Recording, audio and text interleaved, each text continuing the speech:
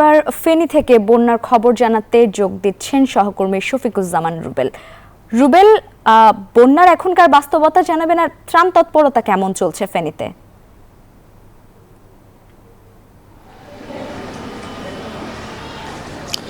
জি, আপনাকে ধন্যবাদ। আমি এই মুহূর্তে যে স্থানটিতে দাঁড়িয়ে রয়েছে এটা হচ্ছে দাগনভূঞার ধরচর এলাকার লায়লস্কর উচ্চ বিদ্যালয়। এটি একটি আশ্রয় কেন্দ্র। আপনি দেখতে পাচ্ছেন যে একটি বিদ্যালয় যেখানে এই বানভাসী মানুষ আশ্রয় নিয়েছিল। এখনও কিন্তু আমরা এখানে দেখতে পাচ্ছি যে অনেক পরিবার কিন্তু রয়ে গেছেন, তারা তাদের বাড়িঘরে কিন্তু ফিরতে পারেনি।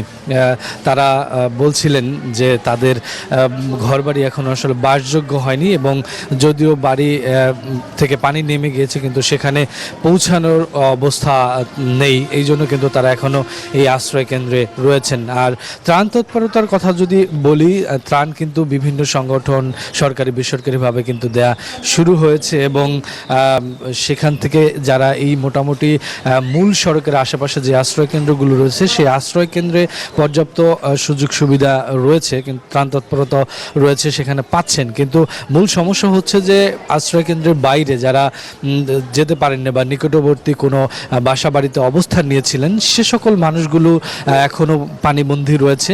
আর সেখানে দুর্গম হয়, রাস্তাঘাটের অবস্থা খারাপ হয়, কিন্তু ত্রাণ সেরকমভাবে পৌঁছায়নি।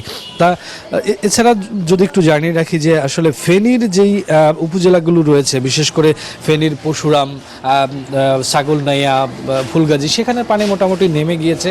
সেখানে ত্রাণ তৎপরতাও পৌঁছানো খুব সহজ হচ্ছে। তবে দাগনভূঞার বিভিন্ন জায়গায় কিন্তু এখনও জলাবদ্ধতা, পানি আটকে আছে, পানি নামছে খুব ধীর গতিতে, সেখানে সমস্যা তৈরি হচ্ছে। সেখানে ত্রাণও পৌঁছানো খুব কষ্ট হচ্ছে, মানুষ কিন্তু ত্রাণের আকুতি আমরা দেখতে পাচ্ছি। তো সব মিলিয়ে ত্রাণ তৎপরতা অব্যাহত থাকলেও বিভিন্ন জায়গায় এখনও ত্রাণ পৌঁছাচ্ছে না। সেটা নিয়ে মানুষ বলছেন যে টিম করে সেখানে ত্রাণ যাতে দ্রুত পৌঁছে দেওয়া হয় মানুষের জীবন বাঁচানোর খাতিরে। তো এই ছিল আসলে ফেনী থেকে আমাদের আরেক সহকর্মী রয়েছেন পার্শ্ববর্তী উপজেলা জেলা লক্ষ্মীপুরে, সেখানে বন্যা পরিস্থিতি জানাবেন হাসান ওয়ালি।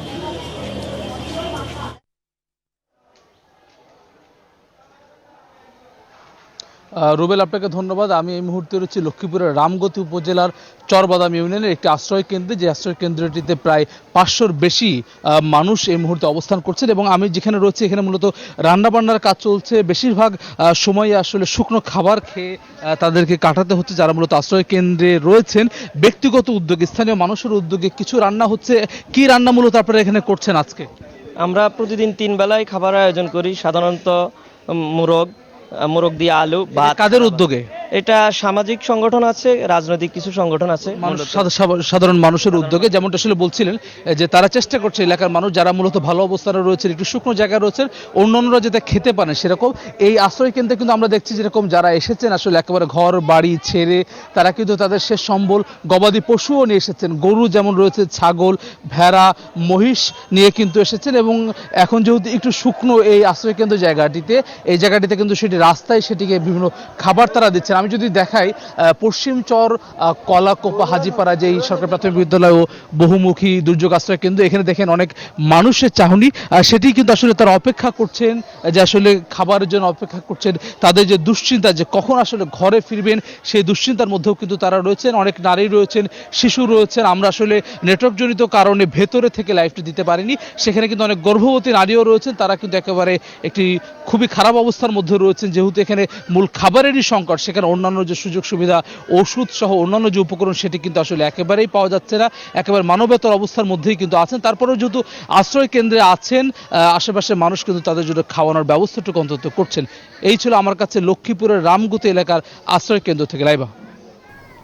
ওয়ালি, ধন্যবাদ আপনাকে। সকাল 11টার সংবাদে নিচ্ছে একটি বিরতি, সাথে থাকুন।